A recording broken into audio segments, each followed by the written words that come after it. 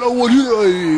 الهدف الأول للمنتخب الوطني الجزائري جاء مبكرا مثلما تمنينا، مثلما انتظرنا في بداية الدقيقة 14. تمريرتان ساحرتان، الأولى مفتاحية من إبراهيم مازا والثانية عمورة يصنع الخطورة، عمورة التسديدة، يا سلام يا سلام. الهدف الثاني من محمد الأمين عمورة وفي لتقاليده، إن لم يسجل يمنح كرة، إن لم يخطف الكرة يصنع الخطورة ويضع الكرة في الشباك.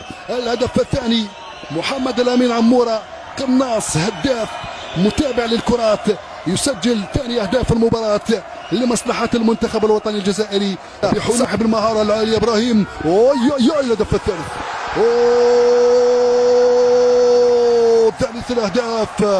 ثالث الأهداف للمنتخب الوطني الجزائري بشكل ممتاز. جوان حجام يضيف الهدف الثالث ويرفع رصيده من الأهداف مع الخضر إلى الرقم 3 أهداف لجوان حجام بحلول الدقيقة 46 من زمن المباراة، أو بالأحرى الدقيقة الأولى من الوقت بديل الضايع.